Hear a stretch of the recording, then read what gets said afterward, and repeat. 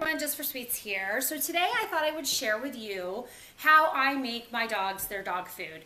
I had to switch to soft food not too long ago because Howie, my older wiener dog, has lost a lot of his teeth, and it's getting really hard for him to chew his food. Therefore, he was not eating as much, he was dropping weight, and then obviously it was affecting his digestive system.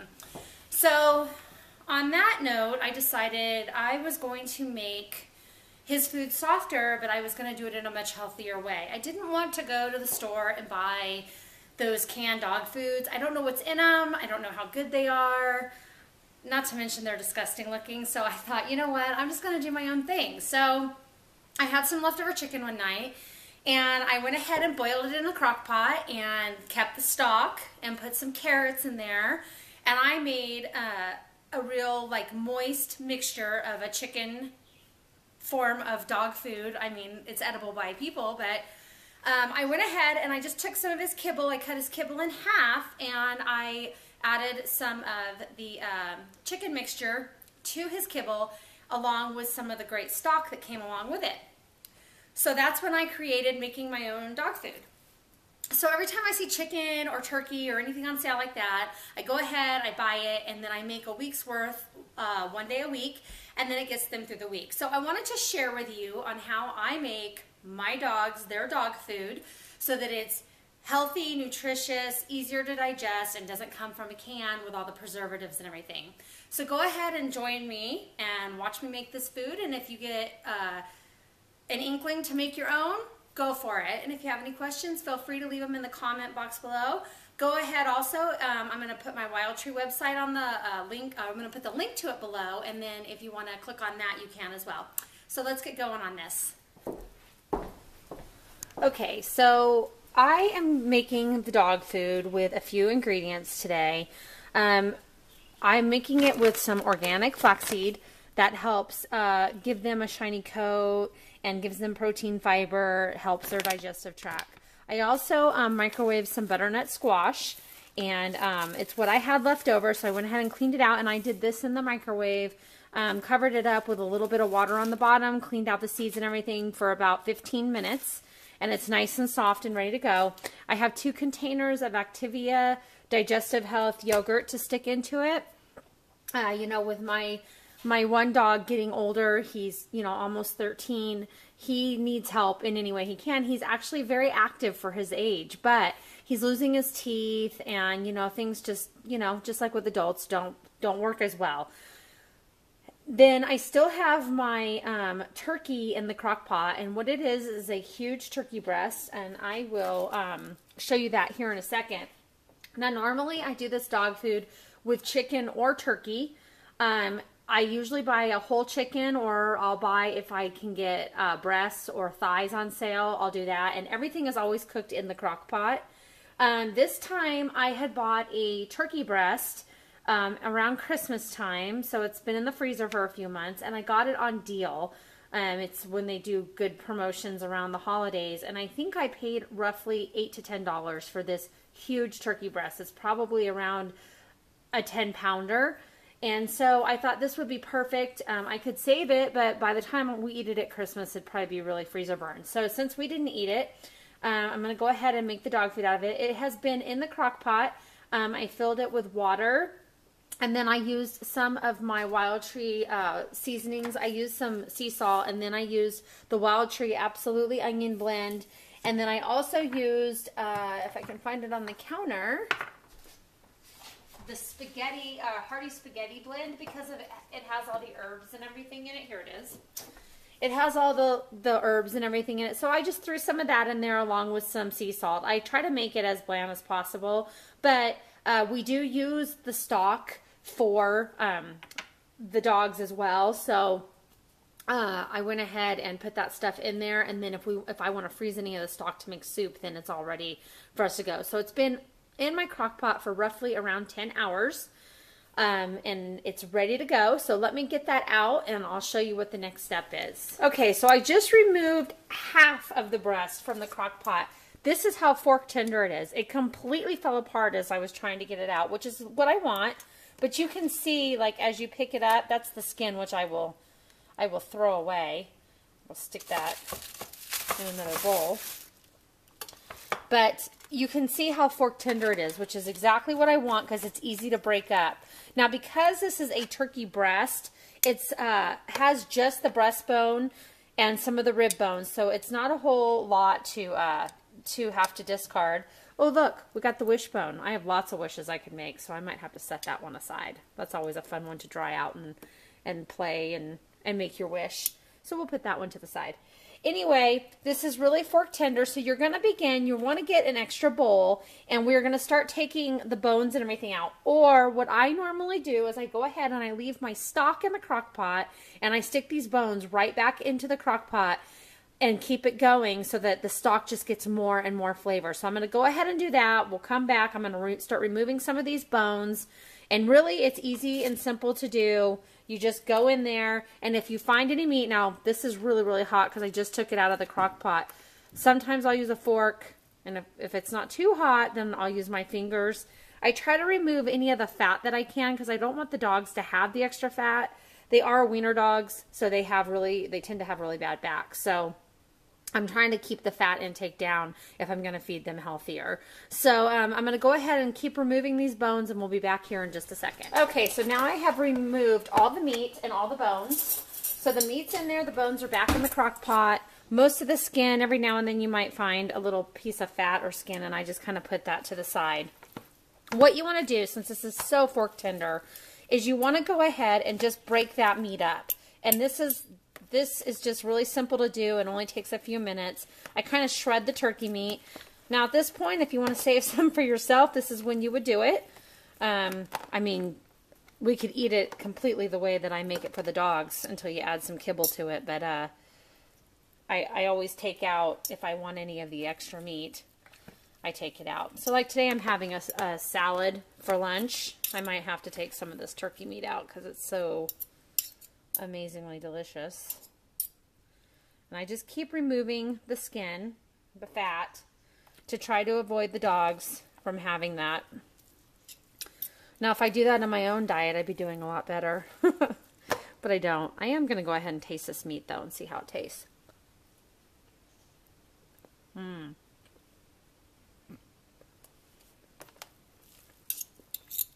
Tons of great flavor. These are some lucky dogs. I'll tell you what. I got Howie by my side right now. They eat better than I do. So I'm going to take some of this turkey meat. I'm going to put it to the side, and that is going on my salad today before I finish making my dog food here. That's really good. Should have made this for a meal for us. Okay. So I removed some turkey for me. Let's put that to the side. We can continue now. Okay. So like I said, I just keep removing the skin. And I want you to continue to shred that meat up until it's pretty well shredded.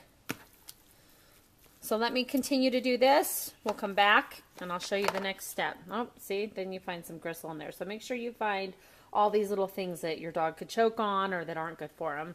All right, we'll be back in just a second. Okay, I got my turkey meat all shredded. The next step I'm going to do is I'm going to take this really soft butternut squash that I just cooked in the microwave. Now you can also do your squash in the oven. You don't have to do it in the microwave. I was just trying to do it quick because I got to get their food made before work. So I just kind of scrape it. If the peeling falls in there, that's okay. You'll find it. It's hard.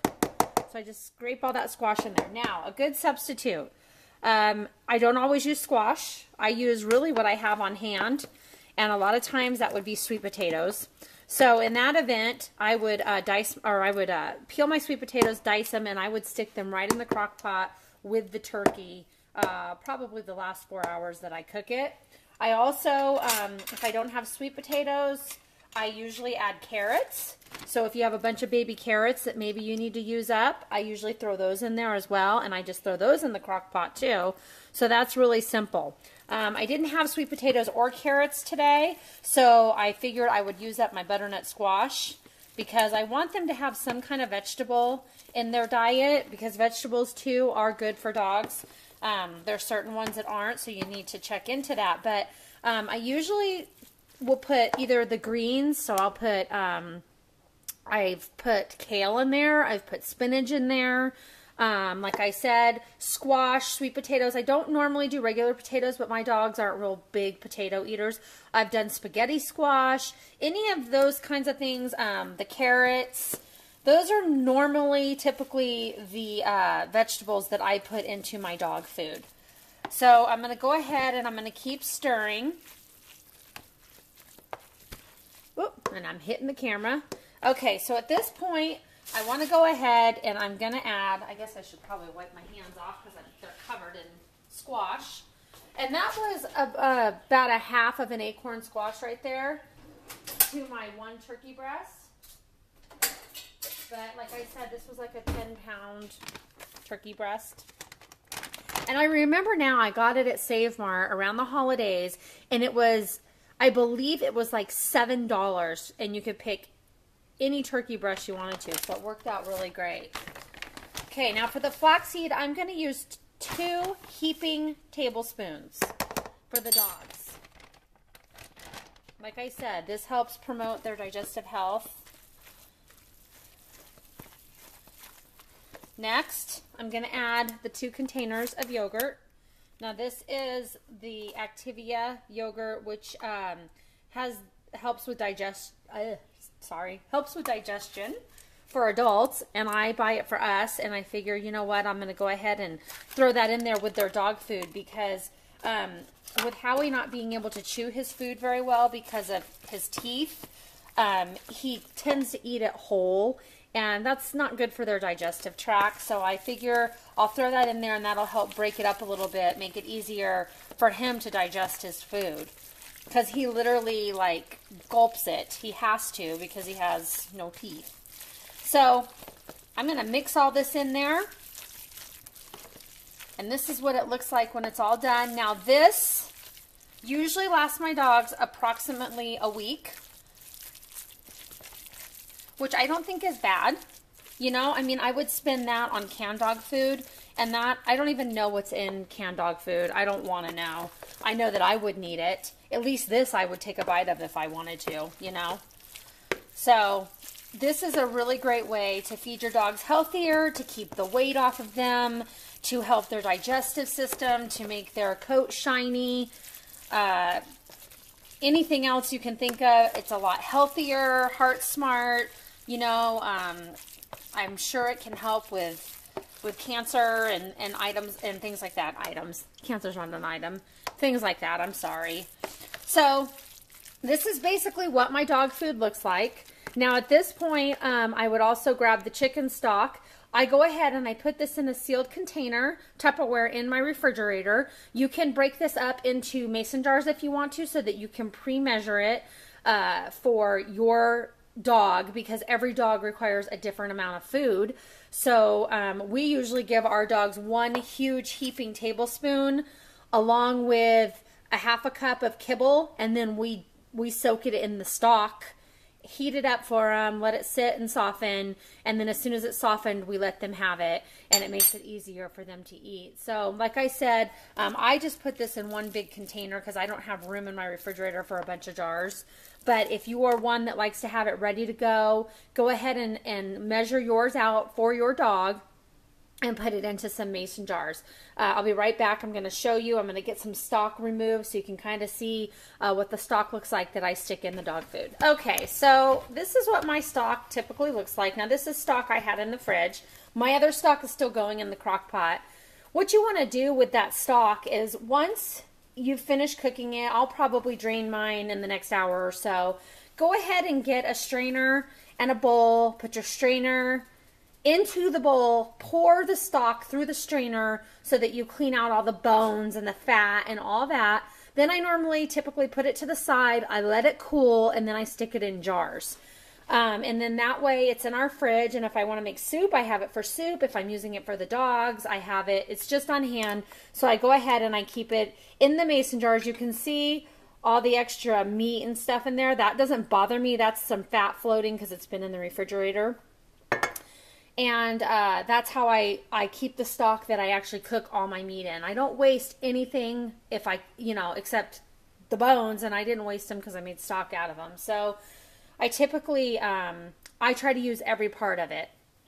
And it makes a great dog food. And my dogs have been getting trim and they've been feeling better. Their coats have been super shiny. So it's been a really great adjustment for me to do. And it's worth it to do it once a week for my dogs, you know, and it makes it easy to feed them at night.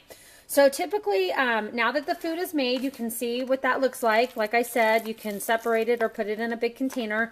Always keep some stock on hand. If you prefer to use water to make your dog food, you can, and save the stock for you for soup. This is just how I do it. I don't mind giving my dogs the stock because it's good for them. So, but if you want to use water instead, you can. I'm going to show you how I put it together.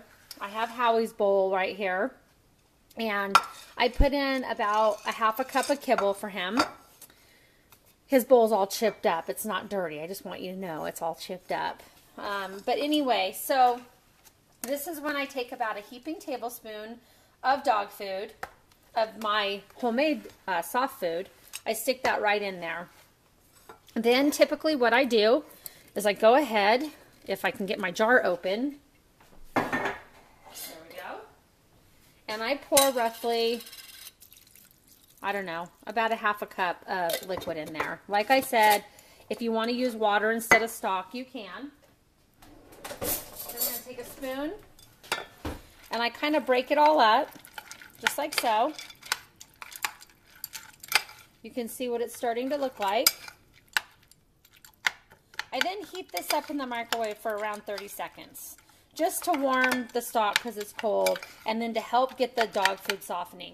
Now, literally, I know you're thinking I'm taking a lot of steps to make my dog some soft food when I can just pull it out of a can. But you want to think of the nutritional value for your dogs. You want to think of the digestion, the health, and God only knows, like I said, the preservatives that they stick in those canned dog foods. So I think of all those things, and to take an extra few minutes every night to feed the dogs is worth it to me, because in the long run, it's preventing me from high vet bills. It's preventing my dogs from getting ill. It's making their coat shiny. It's keeping their teeth and everything maintained. And, you know, to me, it's worth it because, like I said, in the long run, you're saving yourself money to take an extra 5 minutes to make your dog food every night. So let me heat this up. I'm going to show you what it looks like when it's all ready to go. I want you to see who I have right at my feet, because he knows Mama is making his dog food. Howie, you want to eat? Roxy, Rox, she's prancing around. She's so happy. Oh, you want to eat? Yeah, they're excited. They know Mom's making their food. I know you guys want to eat. So they're waiting patiently. She's over here moaning. Roxy, you ready to eat, baby? You want to eat?